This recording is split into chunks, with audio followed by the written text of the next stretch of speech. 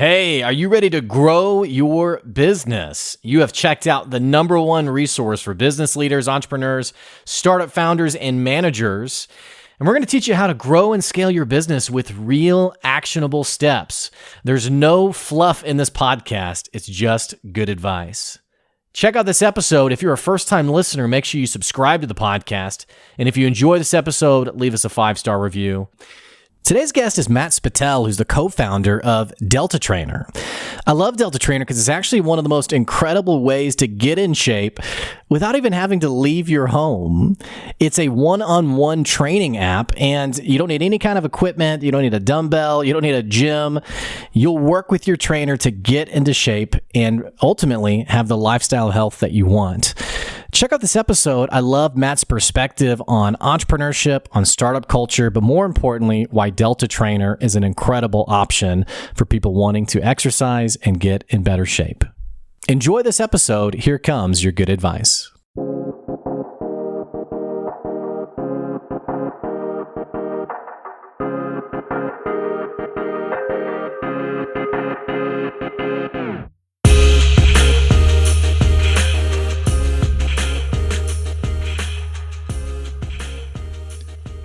Hey, thanks for checking out another episode of the Good Advice Podcast. You know I love bringing you an honest perspective on the startup world.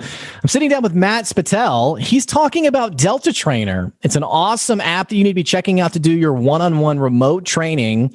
It's especially important in today's COVID life. You don't have to worry about going out to the gym. You can do all of your exercising and get fit and in shape at home. This app is super cool. This business is super cool. We're going to be talking a little bit about it today, as well as Matt and his company's startup journey. Matt, I am honored to have you on the podcast today. Thank you so much, Blake. It is awesome to be here and super excited to nerd out about fitness.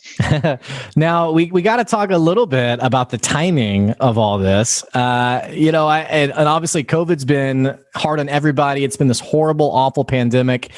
But at the same token, there's a little bit of a silver lining of, hey, how do I work out at home? Oh, hey, here's this app that's around. It's interesting how, I mean, obviously you didn't orchestrate the pandemic, but it's interesting how timing sometimes can play to our favor a little bit.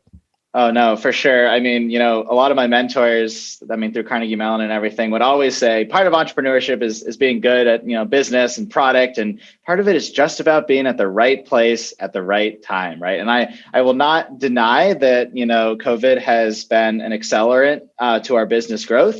But, as you said, like we built this business. We've been building this business for almost 3 years now. So we came up with this concept and launched it into a market before coronavirus even existed. And, we were gym goers. This was a product for gym goers. And that product has, evolved to suit the needs of at-home workouts. But I won't deny it. Like it's been an accelerant. But, I do hope that, when the world does open up again, that people will realize that it's not just for at-home workouts. You can take your trainer to the gym, just like, we first envisioned when we invented the thing. Well, so let's start there. Talk to me a little bit about a little bit of the startup journey, how you came up with the idea. I know you're one of the co-founders of the product. Give us a little bit of the scoop of how this thing came together. Sure. So I guess, first is some context of myself. I've been a huge nerd my whole life. First, I'll admit that. And so when I was a senior in high school, I was doing some, AP chemistry projects. Is this like real nerd, or because some people will be like, "Oh, I'm a nerd. I like Marvel," and you're like, "Okay, yeah." Everyone likes Marvel. Here I'll paint the full picture. So pre-fitness, pre-startup, Matt would come home from school and he would open up a container of like 6 whoopie pies, crack open a soda and open up like the Korean StarCraft servers to start working up the ladder from, Diamond to Masters League. I played in Guitar Hero tournaments. I built my own video games from scratch. Right, I'd like to think I'm a real nerd. You missed your I want that title. Yeah. Let's think about this. The esports world has like totally exploded. That could have been you. You missed your chance. Yeah, I don't know if I was that good at pressing colored buttons. I was pretty freaking good, but I don't think I was that good. Yeah. So what was the soda of choice? The soda well, I don't know. I got into energy drinks, which is like a dangerous Oh my place to gosh. be, right? So, Your body hated you when you were younger. still hates me. I mean, yeah, no, my poison of choice is definitely Monster Energy. Oh my gosh. I love it. That's I cool. apologize to every fitness person out there listening to this. I'm ruining our brand, but oh no, yeah, we're gonna have to scrub this episode. We'll just bleep it out. Yep. Yeah.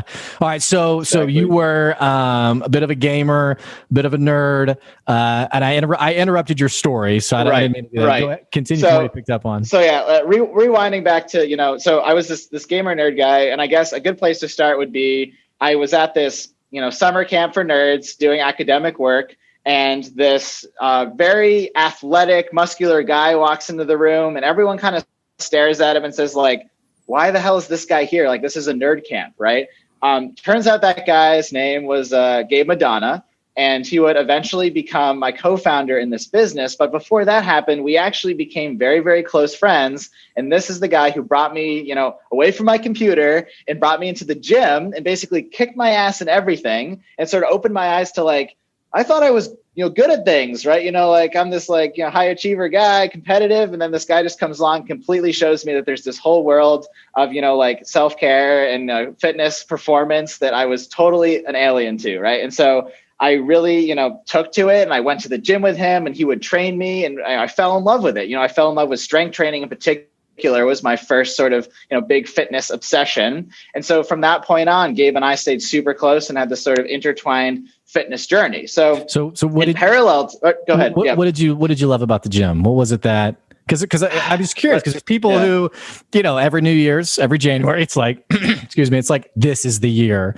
And, or speaking for myself, I go one time and I was like, okay, that was good for this year. I'll see you next year, and so what was it was it the competitive nature of it? Was it like, what was it that was like, okay, yeah, I want to do this again?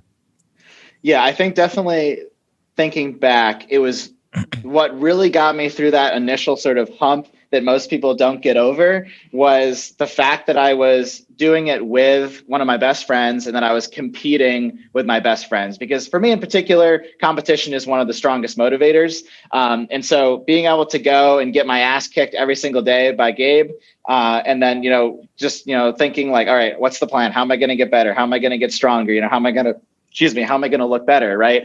And just coming back to the gym every day with those goals in mind is what, that vision to be better someday than Gabe, right? Which probably still hasn't happened, is what, drove me to the gym. And eventually, as one does, those extrinsic motivators eventually became intrinsic as I sort of, instead of, being in love with competition, I became in love with just, working out and the endorphins and feeling good and getting stronger. And like, it became internal, right? And that's when it becomes a lifelong habit instead of just a quick little thing that you try, right? Well, so you were at this camp, and it was, I don't know, I keep thinking of like Heavyweights with like Tony Perkis. Like, ever seen this movie with, oh man, what's his name? He's the guy from Meet the Parents. I can't think of his actor's name. But he's playing, the fit guy. I guess that was Gabe, but I guess your age, though. So you fell in love with exercise and getting fit. And there's still this gap, though, between, developing this passion and then coming up with DeltaTrainer. So give me the scoop on how it transitioned from there. Yeah. So, kind of in parallel to me becoming, a gym buff, was also this development in my life where I was getting very, very into entrepreneurship and sort of discovering, the classic question of like, what do you want to do with your life? Right. Like I, from a very early age, had been on a pretty strong track to just go be like an engineer of some kind, whether it be, robotics or software or systems. Like I just wanted to be an engineer. Like that's what I always found the most interesting. But sort of, as soon as my senior year of high school, through my time at Carnegie Mellon, I was always building these little like student startups, I called them. It was like I would have some idea for something that I wanted to solve in my life, and I would just kind of hack it together, build it, and kind of throw it out there. Do some business competitions, right? We've all seen those little ideas. And so I had gone through this process a few times of like idea, build it, throw it out there, like learn why people didn't want that idea, right? And sort of like this classic iterative process of startups I was already pretty familiar with. And then fast forward to, it was between my junior and senior year at Carnegie Mellon.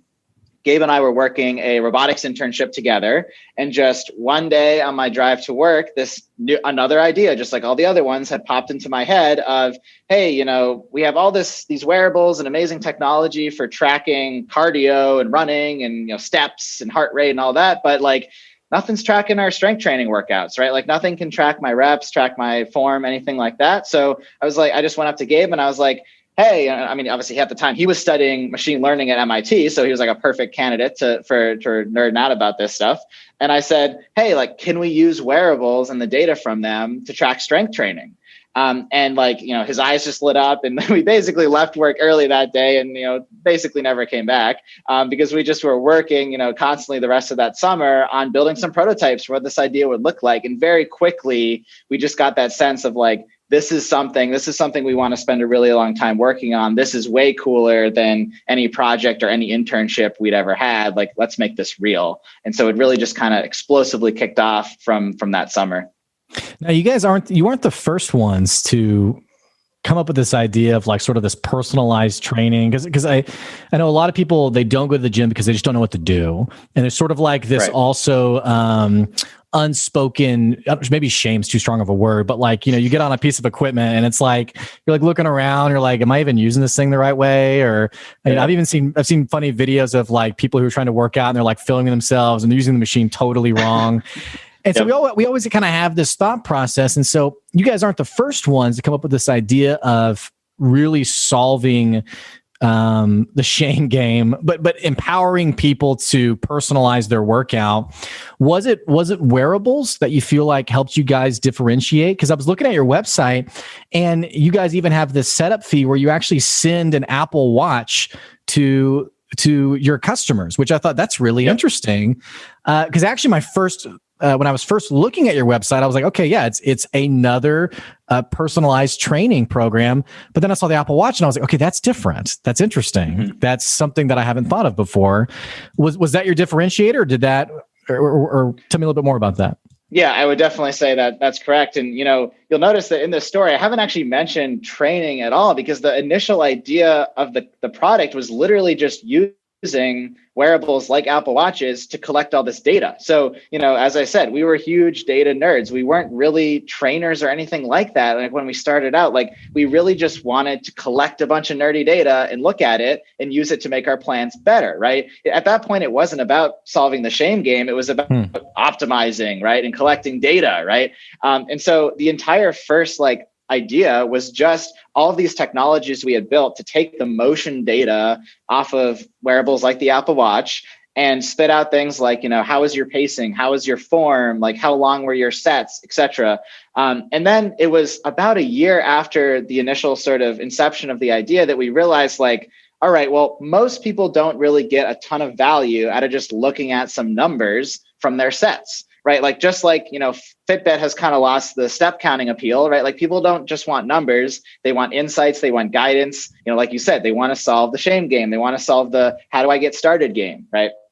And so that's when it just sort of lit up and we're like, all right, well, we have all this data. Who can use this data better than anyone else in the world? Certified experts. Right. So what if we take in a real personal trainer and then give them this data from the watch and say, train this person remotely. And we saw this amazing thing happen where the types of interactions that you would only see if a trainer was sitting right next to you, spotting you in the gym, saying oh yeah, don't bring your arm so low. Those kinds of interactions and more was happening remotely. And because of that, we could do it for, a hundredth or a tenth, of the price, depending on your gym. Right. And so it just was all right, now we can give a real personal trainer, one-on-one personal trainer to anybody. Right. And we were this is something, right? There's some real value there. And immediately that's when I would say that was the critical pivot that sort of sent our business on an upward trajectory long before COVID was, hey, I can get a trainer for, $70 a month. Right. That is insane. It would be $70 a half hour session before. Right. So that was a game changer. Yeah. To speak to that, I had a personal trainer several years ago before I embraced the dad bod. And it was maybe $500 or $600 a month. So, I mean, you're right. You're totally on the point talking about a tenth of the price. I'm also just fast. I don't have an Apple Watch. So I don't, not to be like the idiot in the room, but I didn't realize how versatile that this technology was. I mean, you're talking about like being able to hand data off to someone and for them to be able to have these kinds of insights like, oh, your form's off. I didn't realize an Apple Watch tracked that much information. I guess I would have assumed like you're breathing too fast. I don't know. I mean, it's pretty cool to think about. Yeah. So like, I mean, don't give Apple too much credit is what I would say. We pull a bunch of raw information off those watches, to name them. It's like acceleration, gyroscope readings, magnetometer readings, like, all these basic sensors that pretty much every wearable has, right? But we're one of the first companies in the world that has taken that information, and then in our own systems, we turn acceleration graphs into, oh, it looks like, you're leaning forward a little bit too much there. Oh, it looks like, you're bending your elbows where you shouldn't be, right? And so we're able to extract these pieces of advice and pieces of, form mistakes from this data where nobody else has. So the Apple Watch itself is just spitting out raw data that's useless, but because of the technology we've built, we can actually turn that into insights for the trainers. And so that's why you haven't heard about it before, right? Is because, it's really only in the hands of our algorithms that we built that it's actually useful. Now, did you need like a programming background for this? I mean, is this like built from scratch? Oh yeah.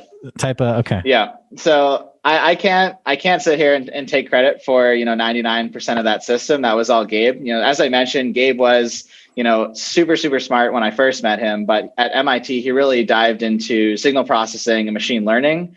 And obviously he was a huge fitness nerd as well. And so it was like this match made in heaven where I came to Gabe and I said like, hey, I can build this app and this system that can get you this raw data. Can you take this raw data and generate meaningful insights? And, it took him years basically to build algorithms that actually worked reliably. But, today I can proudly say that, on hundreds of exercises, we can detect sets, grade pacing, analyze form. Like it's taken time to build, but yeah, it's been built from the ground up, mostly by the super smart guy in the other room. Well, it's cool reading about y'all's success, and your COO had sent me some statistics on how you guys have you mentioned even yourself, just this critical growth that you've been on lately. Talk to me a little bit about, so you're in the startup world. You guys are, I work in the startup world. You're one of the rare stories of a startup that is, just frankly doing business the right way. And that's not a broad brush across startups. It's just that many startups, what people often are trying to do, this is not uncommon in the entrepreneurship world, is they're trying to sell an idea that really hasn't gone anywhere yet. And so like you've probably been to any number of events where someone says, hey, our startup's really awesome. It's the next Amazon. It's the next Facebook. Or the really cliche one, it's the next Uber. Or I had someone sit down with me and he said, hey, I have this product. I need to find $250,000 in funding. How do I find that? And I said, well, let me see the products. Well, I don't have it yet. Okay, well, how many? Right. So you don't have any customers then? No, I don't have any customers. Okay, well, who's going to, but we have sort of like this illustration in our mind of this very sexy entrepreneurial journey. And what you just talked about was years of programming, hard work, really turning this idea over, and it also lining up with good timing or good technology that's available. What do you think is going on in the startup world that is keeping people from, I don't know if it's having an honest perspective, but at least, I guess, what's disrupting people from moving forward momentum wise with their startup? Right. I mean, I think a lot of it is what the media likes to write about in startups, right? Like as a startup trying to get media coverage, what do they want to write about? They want to write about my funding round, right? They don't want to write about how I spent 2 years building a revolutionary product. Yawn, right? Like I want to put a big number with $1 million symbol, right, in my headline, right?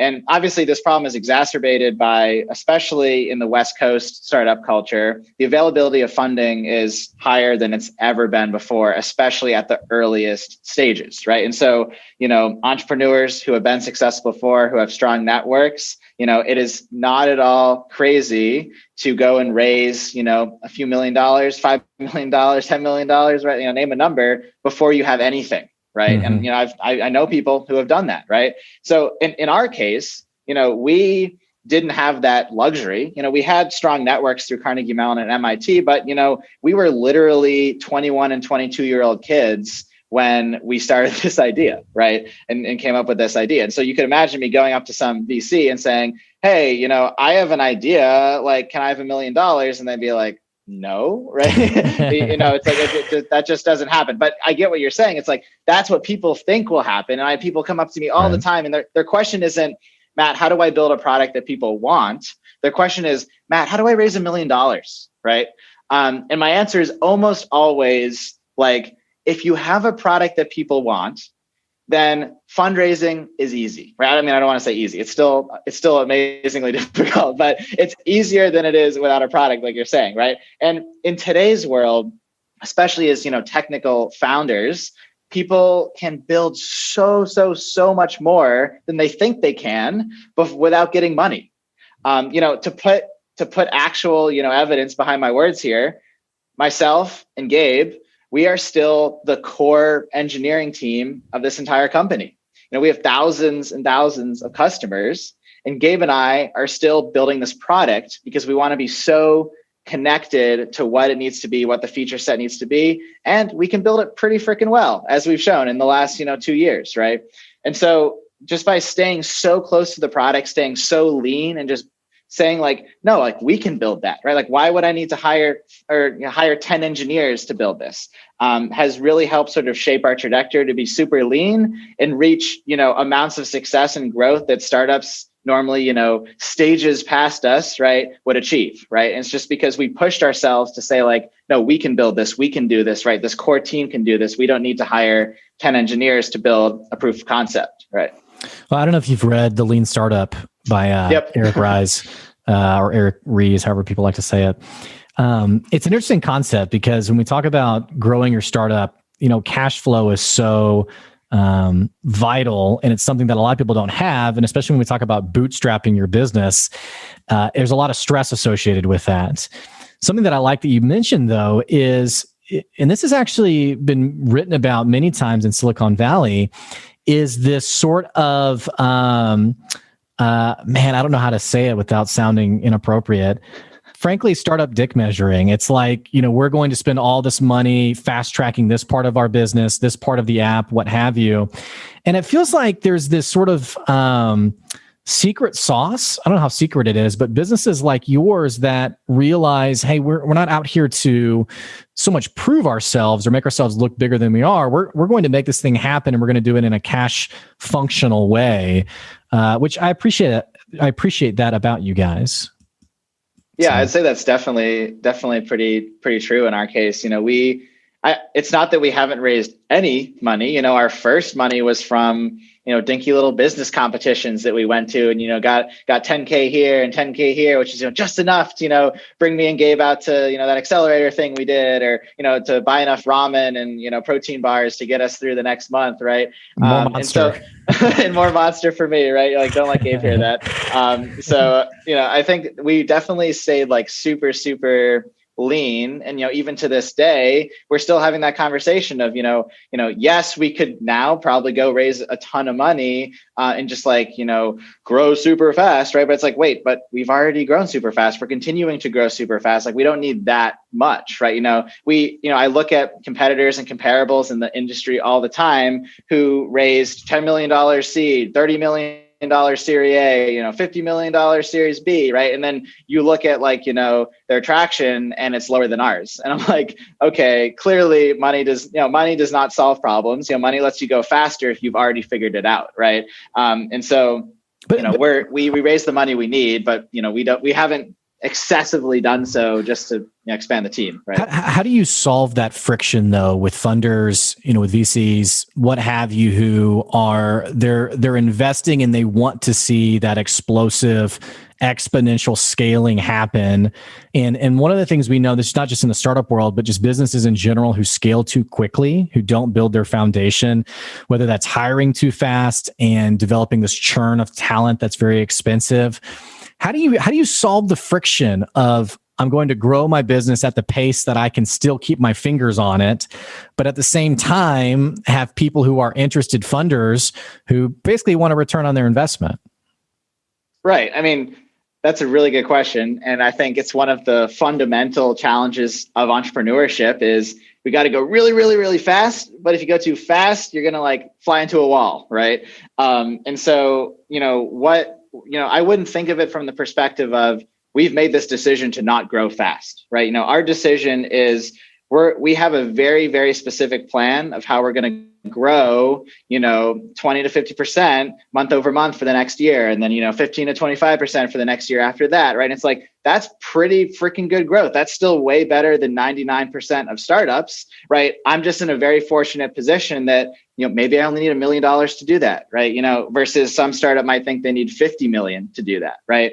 Because the amazing thing that happens, as we've seen with many, many startups, is if you have a product that people actually want, and it's 10 times cheaper and 10 times better than what's out there in the industry, it's pretty cheap to grow, to at least acquire users, because it's an amazing product that people want, right? I don't have to throw away $50 million on marketing, when I can acquire users as cheaply as we can. Obviously where you start getting in the fixed costs is, got to expand your engineering team, your product team, your leadership team, in our case, trainer leadership team, right? Trainer directors, trainer VP of training, all of these things. Yes, we'll have to hire out. And yes, we're going to have to raise money. And so it's not a question of we've decided not to grow and not raise. We are raising money and we are growing very, very fast. It's just like in a tempered manner, right? Like you said, a lot of entrepreneurs I talk to take pride in how much they raised, which to me makes no sense. I take pride in how many, emails I get every day from customers saying, wow, I was able to, go to my daughter's karate class for the first time in 10 years. You changed my life, right? And it's like, that's pretty freaking cool. Like, I don't think many entrepreneurs can say that, right? They can say, I raised $10 million Series A at a blah, blah, blah valuation, post money, blah, blah, blah. Wow, I really got this awesome term sheet. Let me tell you about it. It's like, all right, in the time that they've talked about that, I've changed 5 more people's lives, right? And so it's all about, priorities, and sort of that culture I think is very strong at DeltaTrainer. It's like, we're not here to make a big fuss about the money or the team or the size or the growth or anything. It's like, we're here to change lives. And, we've kept that at our core, and our trainers keep that at the core every single day. Something I like about the podcast is having guests like you who come on and kind of bring us back to the central foundation of what it's about. And ultimately, hopefully, we're all in business to help people. It's in whatever way that looks like, and we're trying to solve a problem that someone has. And, it may not be life shattering, or maybe it is, but I like how you're pointing to the simple fact that one of the ways a startup can be successful is this passionate drive to actually creating a product that helps people. And it almost seems kind of obvious, like, well, yeah, why wouldn't you? But yet I can think of plenty of people I've talked to. You can probably think of plenty in your own circle where across so much dialogue, we really do get lost on the main central premise of our business. And again, like you mentioned, in the startup world, it is a lot about funding and fundraising and investors, to a detriment sometimes of, I haven't actually made anything that people want. So right. I appreciate that perspective for sure. And I normally, this comes up so much when I'm talking to entrepreneurs who are just coming out of school or just coming out of an MBA. Is like, it's both things are important, right? Fundraising, valuations, all that stuff, growth is super important, right? Product is super important. It's really, I normally just describe it as it's about which one is leading your thoughts, right? Which one is in the front of your head and which one's in the back, right? It's like if you're leading your thoughts with fundraising, right? And you're leading your thoughts with valuations and VC relationships and headlines, then you're going to run your business and run your culture in a very, specific way. And then, spoiler alert, you're going to struggle to build something that people actually want and that will last in the long term, right? If you lead with building something that people want, like you said, that helps people in a genuine way, that delivers that 10 times value than anything else in the market, then, big surprise, all the other stuff tends to just kind of fall into place, right? It's like, wow, I got a good valuation on my company that has thousands of users who recommend my product every day, right? Like, big surprise, right? Versus, I got an awesome big valuation, right? Now I have to build a product. And it's like, so many people fail on the product stage. Like, it makes so much more sense to lead with building the product and then figure out how to scale it up. And that tends to fall into place a lot better. Or even worse, I talked to one startup founder who, he had blown through probably $40,000 or $50,000 of startup cash. And I was like, so what are you going to do? Because he had gotten no nowhere. And he said, well, what do I care? It's not my money. And I was like, oh my gosh, what a terrible perspective. So it's interesting, the breadth of people who, not just in the startup world, but who get into business in general. Something else I want to ask you, obviously you've had sort of like these entrepreneurial curiosities. I wonder if, these ideas that you've come up with, what's the worst idea that you came up with for a business venture? Oof. I don't know. I mean, there's so many. Like, I guess one that jumps out as being a cool idea but a terrible business is, I had come up with this idea of building these little pumping systems that would help chemistry labs and chemistry teachers make like dilutions and titrations faster, right? And we called this thing ChemiCube. And we thought it was going to be great because we made it was like only $400 or something like that. And we were going to sell it to all these labs and high schools and stuff. And, turns out like cool idea, worked, did the dilutions, did the titrations, right? But at the end of the day, it's like, that was something that not a single, lab or single teacher wanted, right? And if a lab did want that, they already had the $10,000 measurement thing. And I would say like, I could probably list off 5 more ideas that I've had in that same bucket of, I had saw some like very, problem that was right in front of me that I had experienced in that case, in a chemistry lab, right? And I was like, I'm going to solve this, right? And then you build the solution and you realize that, yes, it solves it in that specific case for you in this specific time, but it really just does not apply to a general market of people. And that has been that's the fundamental problem that most startup founders hit a wall with, right? It's like they build something and then they throw it out there, and spoiler alert, almost nobody wants it when you throw that first thing out there, right? And a lot of founders just say, okay, next, right? And I did that several times, right? But then with the idea of Delta Band at the beginning is what we called it, eventually DeltaTrainer, when we threw out that first idea of here's a wearable we're going to build, it's going to track your reps and blah, blah, blah, blah, blah, like nobody really wanted it, right? But instead of saying like, okay, move on to the next idea, we said, no, like there's elements here that are good and there's elements that are bad. Let's continue to iterate, right? You talked about like the lean startup methodology, like that is core, right? It's like build, measure, learn. And we would just do that over and over and over again. I mean, it sounds silly to like say it like it's in a lecture now, but looking back, that's what we did. Like we would throw something out there, nobody would use it. We'd ask our friends and our family and a few random people like, why, what do you want to see, where's the value? And eventually we did stumble upon, after probably a dozen iterations, onto something that people actually wanted. So, I would say like, I definitely agree with the whole mentality of like ideas are pretty cheap, and, bad ideas are honestly probably just as valid as amazing ideas right off the bat, because no matter what, you're going to have to iterate it like dozens of times before you actually get to, the mythical product market fit that, we all hear so much about. Well, I have 2 follow-up questions, and I'll ask them both, and you can pick which one you want to answer. The first one is, how do you get real-time customer feedback to help guide that iteration process? Because that's a big problem that I think a lot of people have, is their perception of what the product is versus what customers think are very different, right? Right. So how do you get customer feedback in real time? The second one that I'm curious about is, how did you stay hungry and focused and consistently showing up every day? Because that iterative process you're talking about, this doesn't happen overnight. I mean, this is weeks, months, sometimes years in the making. And so how do you stay positive and full of belief in what you're doing 2 years down the road compared to the day you started? Whichever question you want to answer. I mean, those are both really good. I'll quickly answer the more logistical one of like, how do you get feedback? And then I will talk about how you stay motivated, because that's super important as well. So for feedback, it depends on sort of what stage you are and what your product is. Obviously for us, at the earliest stages, it was as simple as bringing our earliest prototypes or fake prototypes. We made several fake versions of our app that we would like manually control from behind a curtain.